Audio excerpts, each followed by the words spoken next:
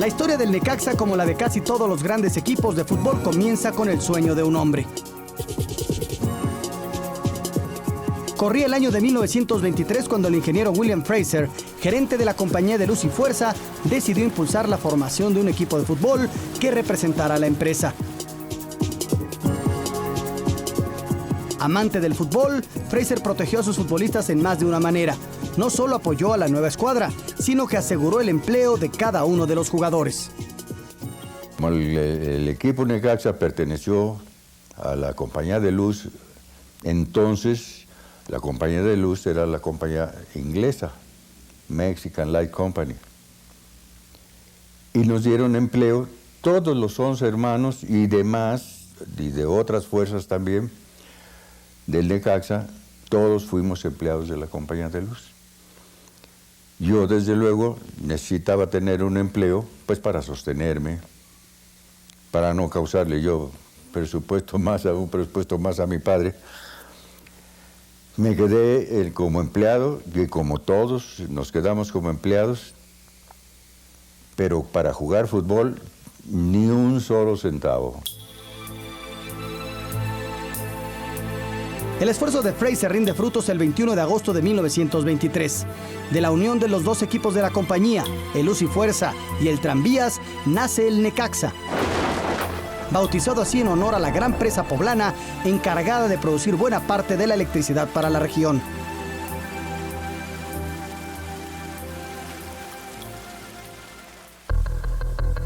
El Necaxa no tardó en consolidar un equipo fuerte y competitivo.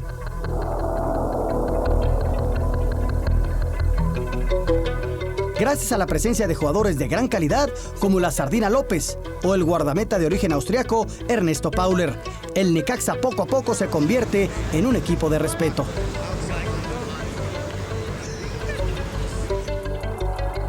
El primer triunfo necaxista llega en 1925, cuando el equipo conquista el torneo de Copa. La escuadra rojiblanca empieza también a traer seguidores al por mayor. El poder de convocatoria necaxista es tal que la directiva se ve obligada a construir un estadio que albergara la pasión de la fanaticada. Así es como se inaugura en 1930 el hermoso Campo Necaxa, en terrenos obsequiados por la familia Fraser a un lado del Río de la Piedad. Con un estadio asombroso para la época y varios jugadores excepcionales, entre ellos Luis Pichojos Pérez e Hilario El Moco López, Necaxa comienza a ganar partidos. En 1932, el equipo queda subcampeón solo debajo del Atlante. Un año después, sin embargo, los necaxistas cobran venganza con un arrollador 9-0. El cuadro electricista había llegado para quedarse. La década de los 30 fue del Necaxa. En 1935, dirigidos por Ernesto Pauler, Necaxa logra una verdadera hazaña. Ganan todo lo que hay que ganar. En el arco rojiblanco destacaba la figura de Raúl Pipiolo Estrada, pieza clave para una temporada inolvidable. Necaxa era considerado con justicia un campeón absoluto, un campeonísimo. Pero el Necaxa no solo era llamado campeonísimo, un apodo más importante empezó a corearse en los campos del fútbol nacional por aquellos tiempos: los 11 hermanos. El entendimiento necaxista parecía el de una familia. Era el estilo tapatío, pase cortito, pequeño, por abajo. Pues el fútbol que jugamos era a base de fuerza, de ganas, de entusiasmo, de gusto por jugar. De gusto por jugar simplemente. En 1936, en el camino hacia un nuevo título, el Necaxa debuta a un delantero de calidad excepcional, el primer gran ídolo de su historia, Horacio Casarín. Pero yo no fui de los 11 hermanos, sino que entré en lugar de uno de los 11 hermanos, que fue Hilario López. Se lastimó la rodilla y estuve ocupando su su lugar, pero de hecho yo fui el primer primo, yo creo que entró. De la mano del primer primo Casarín, la familia necaxista logró ser una escuadra aún mejor. El bicampeonato necaxista del 36 al 38 convirtió al equipo en el centro de atención de los amantes del fútbol en México.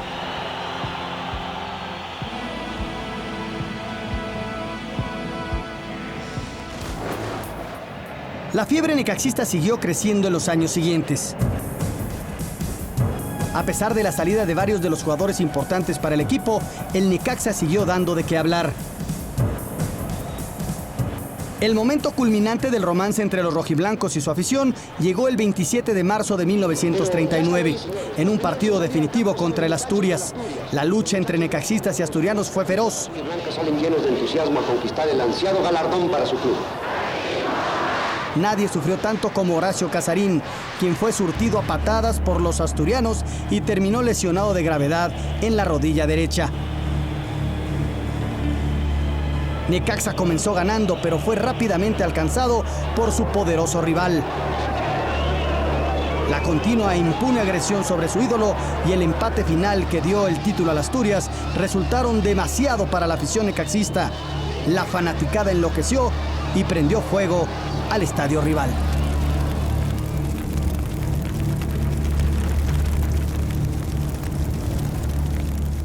El Necaxa, que era el favorito, el dios de las tribunas, y la gente con violencia empezó a tirar globitos con líquidos y prendió fuego a una parte del estadio, una parte pequeña.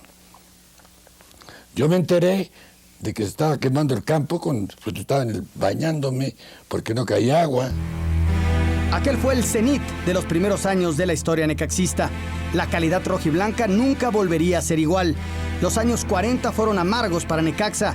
En 1942, Horacio Casarín hace lo impensable. Emigra a las filas del Atlante, máximo rival necaxista. La partida del ídolo es el punto de quiebre para Necaxa. Las malas noticias se suceden unas a otras. En 1943, la directiva recibe un pretexto perfecto para poner punto final a la aventura rojiblanca. Al anunciarse la profesionalización del fútbol nacional, los necaxistas deciden retirarse de la liga. Y dijeron los directivos que ellos no iban a entrar al profesionalismo porque era exclusivamente deportivo lo del equipo Necaxa. Fue un equipo siempre muy vinculado al amateurismo. De hecho, se negó a jugar fútbol profesional durante un tiempo. Tenía una vieja prosapia sindical también como equipo de los electricistas. De una u otra manera, la realidad es la misma. El Necaxa desaparece por primera vez del panorama futbolístico mexicano. Miles de aficionados al fútbol quedaron en la orfandad. 7 largos años tardó en regresar el Necaxa. En 1950, el equipo rojiblanco volvió a encontrar un lugar en el fútbol mexicano. Vamos a jugar a Brasil, allá es el campeonato en 1950. Y estando allá recibimos una noticia a la Federación Mexicana de Fútbol en que los clubes españoles, España y Asturias, han tomado la decisión de retirarse del fútbol profesional. Y yo soy llamado por el Necaxa. Entonces cambio a Necaxa durante los años de 1950 a 53. De la mano del técnico húngaro Jorge Orth, Necaxa tiene una buena temporada y termina en tercer lugar. Pero los buenos tiempos no duran mucho. Los torneos siguientes no son buenos para Necaxa. Las cosas cambian brevemente con la llegada en 1953 del polémico Fernando Marcos, entrenador de renombre. Debutamos jugando contra la selección nacional y ganándole, pero con algunos refuerzos nosotros. Después empecé a afinar el equipo, afinarlo, darle un tipo de entrenamiento muy especial para darles confianza y flexibilidad. Y terminamos la primera vuelta de líderes, después de estar a la cola. Fernando Marcos debutó a jugadores jóvenes que no tardarían en ser parte fundamental del fútbol mexicano. La ofensiva necaxista era de cuidado. Ha surgido una serie de jugadores muy importantes en los cuales pues a la fecha se habla mucho de ellos, ¿no? Yo me acuerdo en esa época aparecieron los tres mosqueteros, que nosotros decíamos los tres mosqueteros, pero eran cuatro, que era Portugal, Salazar del Águila y Jasso. La capacidad goleadora electricista llenó de esperanza a la fanaticada, pero el sueño duraría muy poco. Fernando Marcos tenía los días contados al frente del Necaxa. La culpa recaería, como ocurre con frecuencia en el fútbol nacional, en la directiva. Y me dice Rivera Rojas, el presidente, que se había quedado con el Necaxa, que era del sindicato. ¿A dónde va usted que más valga? Sí, me picó la cresta. Le pedí permiso para usar su teléfono, hice un llamado y colgando le dije, bueno, le presento al nuevo entrenador del Toluca. Tras la salida de Marcos, el equipo cayó en lo profundo. La directiva no hizo bien las cosas y los errores administrativos obligaron a la venta de varios jugadores de gran calidad. Ocupamos un subcampeonato nada más el primer año y el equipo empieza a decaer bajo las manos de un senador, se llamaba Juan José Rivera Rojas, y se hace difícil la estadía en ese club. Necaxa se volvió un equipo perdedor.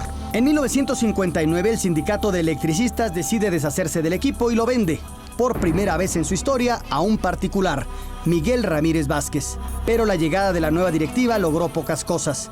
El torneo de Copa de 1960 fue casi el único éxito que los rojiblancos regalaron a su afición durante la década de los 60. La otra conquista rojiblanca tuvo poco que ver con un campeonato. En 1961, en un torneo amistoso realizado en la capital, Necaxa derrotó al Santos de Pelé en un partido épico que terminó 4-3. La victoria sobre el equipo amazónico dio la vuelta al mundo, pero poco hizo para llenar los corazones de la fanaticada rojiblanca. Un equipo que jugaba en todas partes, ¿no? Era un atractivo tremendo traer a Pelé y ese equipo de Santos era casi la base de la selección de Brasil en esa época. Yo creo que se recuerda más el Santos Necaxa que cualquier otro partido, por eso pienso que fue un partido memorable, ¿no? A mediados de los 60, Ramírez Vázquez vende al Necaxa. El equipo es adquirido por el exfutbolista y empresario Julio Orbañanos.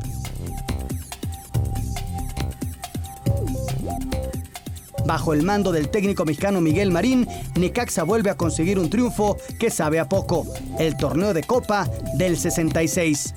La sonrisa regresa levemente al rostro de los aficionados necaxistas cuando los rojiblancos vencen al América en el partido para definir al campeón de campeones. Sobre el Barocho Dante Juárez, que dispara desde fuera del área y ¡gol de Dante Juárez! Un cañonazo desde fuera del área. Se repliega la defensa del América. Aquí está Dante Juárez dentro del área y ¡gol! Parecían venir tiempos mejores, pero la salida de Miguel Marín vuelve a poner en aprietos al equipo.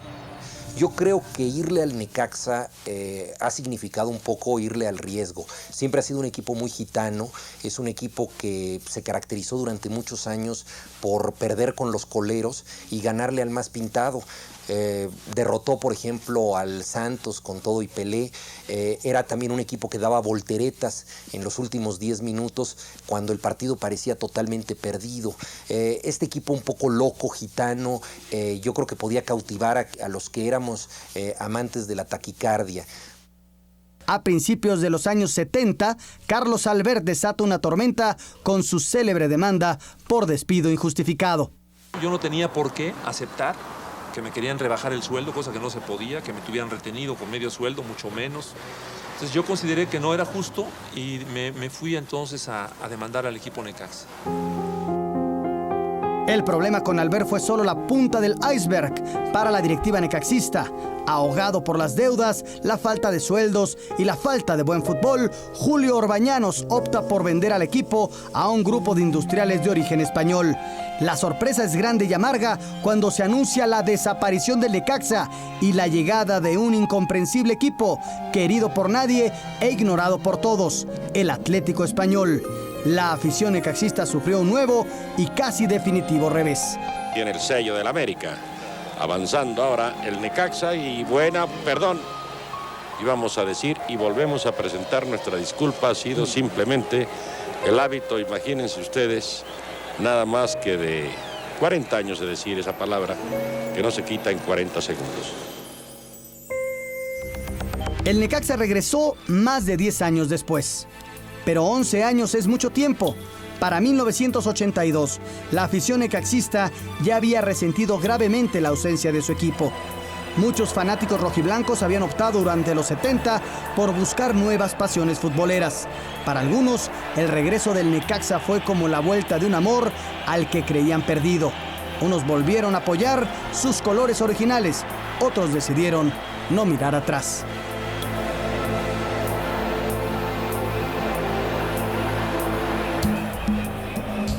Cuando el Necaxa regresa después de este exilio de una década, naturalmente para muchos de nosotros fue un momento de pasión excepcional, pero nos sorprendimos de que nuestros antiguos correligionarios no pensaran lo mismo ni llenaran las gradas como nosotros esperábamos. Aunque contaba con el aporte goleador de un fuera de serie llamado Norberto Outes y la seguridad en el arco de un portero de leyenda como Nicolás Navarro, Necaxa era un equipo francamente gris.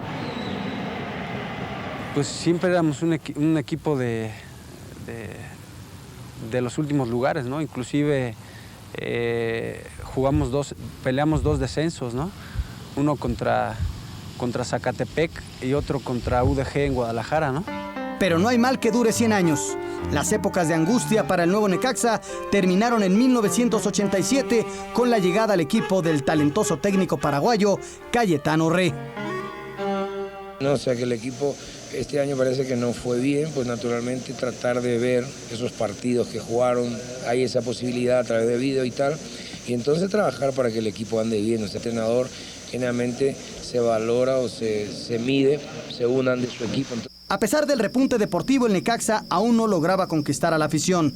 Las tribunas vacías en el Estadio Azteca se convirtieron en motivo de incontables chistes.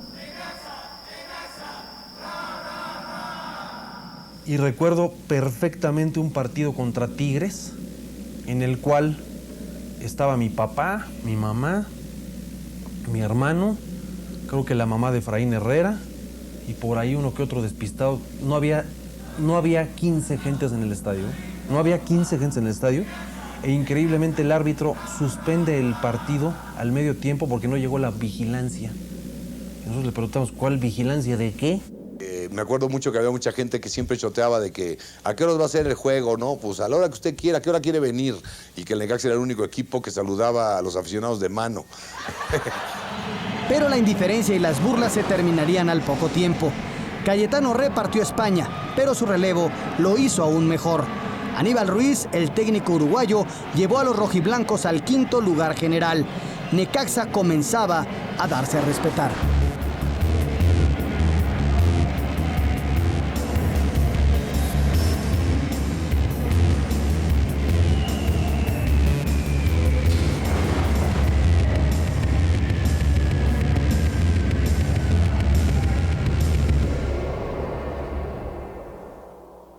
En 1989 llegó al equipo otra pieza clave, un muchacho de pelo largo y mirada decidida, de nombre Alex Aguinaga.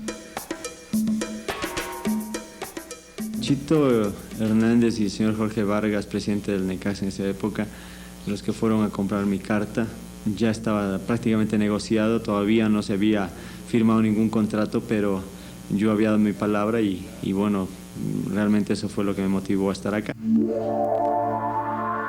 Aguinaga era la pieza clave, el hombre leyenda que necesitaba la escuadra necaxista. Los 90 estaban a la vuelta de la esquina. La década eléctrica estaba por comenzar. Los 90 comenzaron con un Necaxa calificado a la liguilla. Después de un gran esfuerzo, el equipo rojiblanco de Aníbal Ruiz lograba llegar a una fase final. Sin embargo, el sueño duró poco. Necaxa cayó a las primeras de cambio frente a los Pumas. Ruiz saldría del equipo para ser relevado por Eduardo Luján Manera. A la temporada siguiente, la directiva necaxista tuvo un golpe de genialidad. Con el fin de atraer más seguidores, los jerarcas rojiblancos deciden dar un cambio de imagen a su escuadra. Aparecen relámpagos rojos en la camiseta.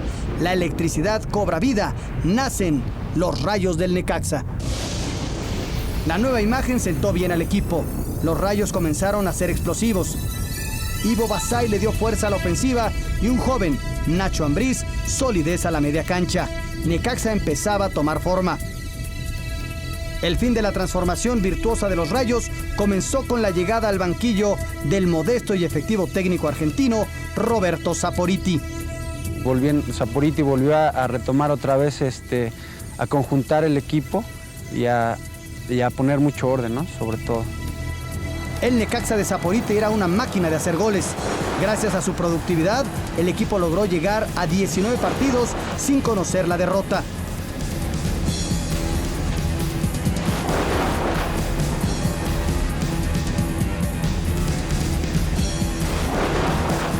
Viene el Negro Díaz, toque sobre el área, remate. Ahí va la pelota, Peláez baja buscando tiro. Servicio del Negro, llega a la zona de Aguinaga, tiene el gol, se quitó al arquero, cabezazo. Los rojiblancos calificaron a la liguilla en segundo lugar general. Parecía que el momento de un nuevo título había llegado. No resultó así. Increíblemente, Necaxa fue eliminado por el Puebla.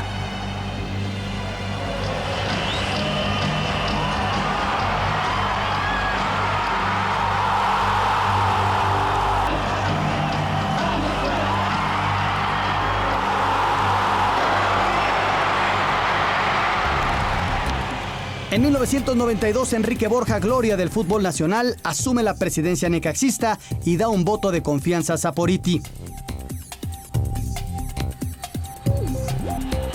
El argentino responde con el superliderato, consolidando su obra. Un equipo temible frente al arco, con un Ivo Basay en plan grande, haciendo pareja con el implacable Ricardo Peláez.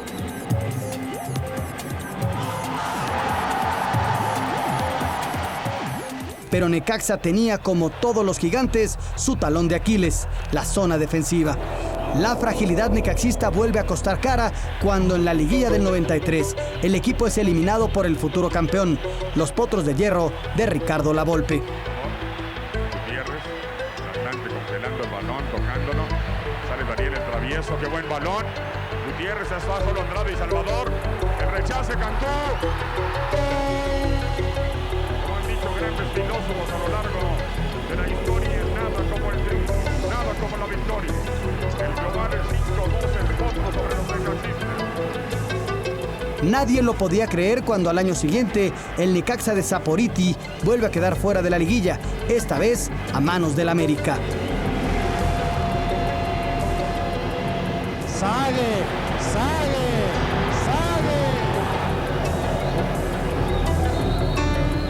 Otra vez Martelotto llega, dispara. ¡Cerca! 3 derrotas en la fase final es un precio demasiado alto para cualquier técnico y Roberto Saporiti se ve obligado a dejar el banquillo rojiblanco. Nos hacían goles, pero fue un Necaxa espectacular. Yo creo que hay que agradecérselo a Roberto Saporiti, a los jugadores, eso, ¿no? Que la gente a fin de cuentas por eso volvió al estadio, ¿no? Por ver espectáculo, veía goles en contra, pero veía muchos goles a favor y más, obviamente, a favor, que fue lo que nos llegó a ser superlíderes y a hacer grandes cosas. El título soñado por los necaxistas, ese que había tardado casi 6 décadas en llegar, finalmente fue conseguido por el equipo armado por Manuel Apuente. Nos dedicamos a reforzarlo de líneas que ya tenía muy buenas. Adelante, por ejemplo, tenía a Basay y a Peláez. En media cancha tenía a Ambriz, tenía a Beto García Aspe, como base y Aguinaga, obviamente, en cuanto a extranjeros. Pero muy bien conformado por jugadores mexicanos, que es lo que siempre he pensado, como debe de conformarse un equipo. La Puente reforzó a los rojiblancos de abajo para arriba. Así llegaron al 11 necaxista hombres como Octavio Becerril, José María Higareda o el recio chileno Eduardo Vilches. Arriba llegaron Luis Hernández y Sergio el Ratón Zárate. El Necaxa era cuestión de tiempo. El equilibrio rindió frutos en la temporada 1994-1995. Primero llegó el torneo de Copa. Después vino una temporada de ensueño. Los años de juego de conjunto comenzaban a notarse.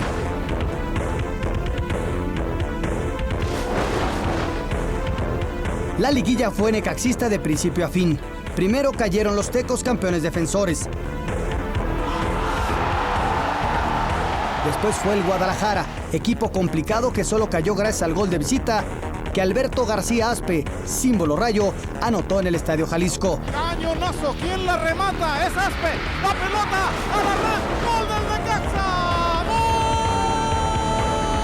gol del Beto García Aspe. La final frente a Cruz Azul era una oportunidad soñada para los rojiblancos.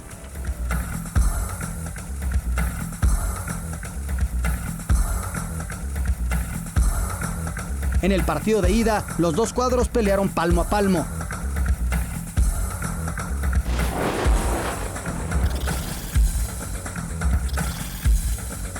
El empate a 1 dejaba todo en suspenso. Todo se resolvería el fin de semana, con un estadio pintado de azul.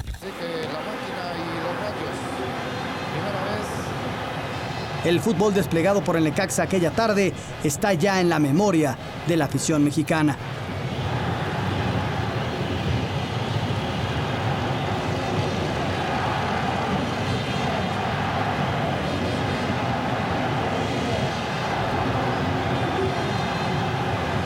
Aguinaga anotó el primero.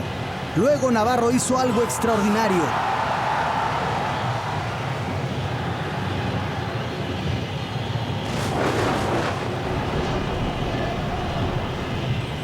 Años y años de lucha fueron coronados cuando Ivo Basay firmó la victoria necaxista. El 2-0 no dejó lugar a dudas. Necaxa era el campeón.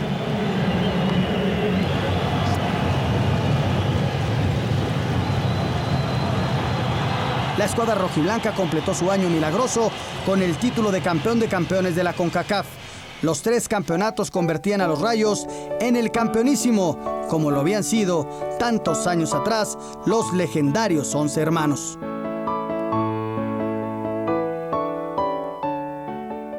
Necaxa ganaría 2 títulos más en los 90. El primero, al año siguiente, frente al Celaya de Emilio Butragueño.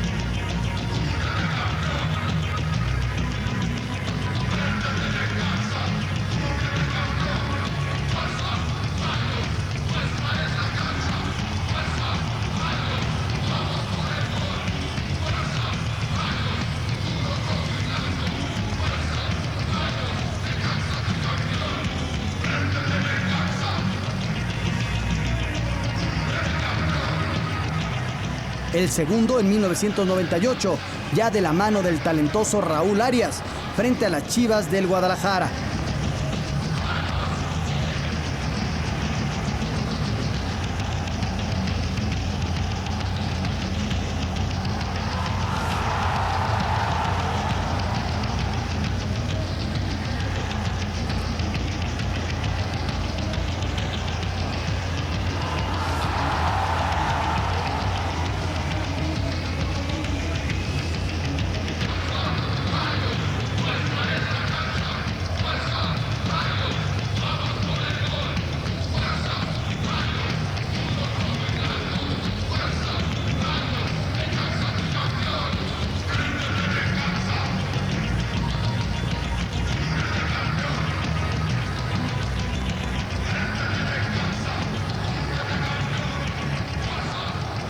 Además, Necaxa ingresó a 9 de 10 liguillas disputadas en el formato corto y conquistó 2 meritorios subcampeonatos.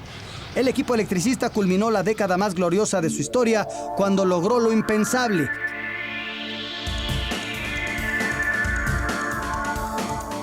En el primer campeonato mundial de clubes organizado por la FIFA, Necaxa concluyó en tercer lugar, dejando atrás a cuadros de la altura del Manchester United y el mismísimo Real Madrid. Los Rayos de los 90 eran electricidad pura, un equipo simplemente inolvidable.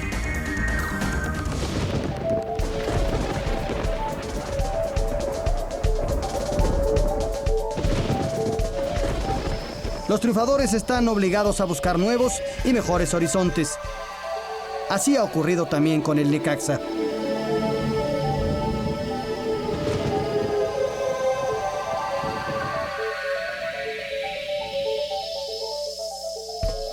Al terminar la década de ensueño, la directiva rojiblanca comenzó a pensar en la manera de darle al equipo un hogar donde abundaran las porras y el apoyo.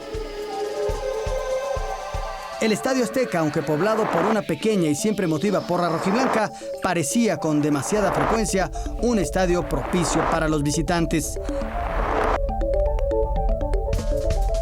El presidente necaxista Justino Compeán decidió probar suerte en el estado de Aguascalientes. Sague, línea de fondo, centro.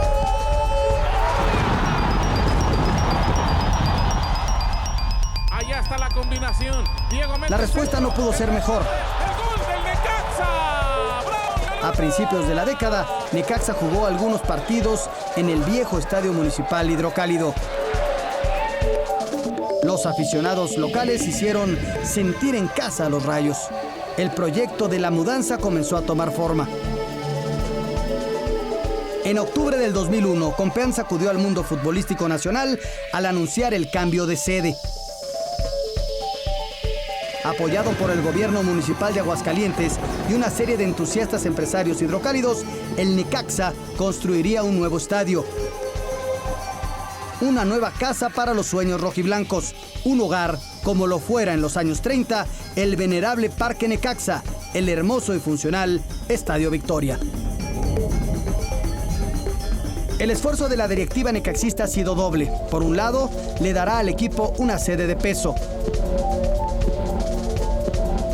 Por el otro, los directivos rojiblancos llevarán fútbol de primera división a una de las ciudades más hermosas del país. Un equipo que ha sido indiscutiblemente protagonista, el equipo de la década de los 90, no tiene por qué no serlo en esta década del 2000, ahora en nuestra nueva casa de Aguascalientes. Creo que lo importante de esto es que Televisa es una institución seria que trajo a Necaxa Aguascalientes para quedarse. No de repente para llegar y a ver quién me lo compra y entonces ahora nos mudamos. O sea, yo creo que falta seriedad en el fútbol en ese sentido, ¿no? Y en este caso, pues, Necaxa lo tiene.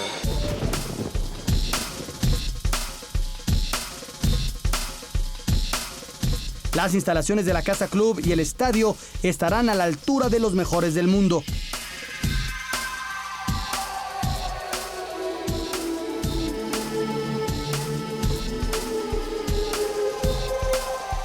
Como en los viejos tiempos, Necaxa tendrá finalmente una casa propia.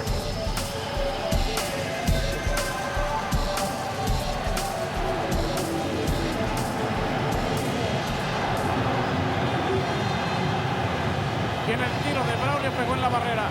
El tiro de Rey. ¡Golazo! ¡Qué golazo de Víctor Rey, señores! La historia de los electricistas de Aguascalientes, los Hidrorrayos, será un nuevo y glorioso capítulo en la hermosa historia del Necaxa. Este es el canto del Estadio Victoria. Víctor Ruiz hace historia metiendo el primer gol de Necaxa en esta casa. Me parece que es una fiesta. No siempre se tiene la oportunidad de recibir un equipo de la jerarquía del Roma. Adelante, Raúl. Aquí viene Orozco, filtra balón, no hay fuera de juego, tiro. ¡Gol! Espinosa lo metió.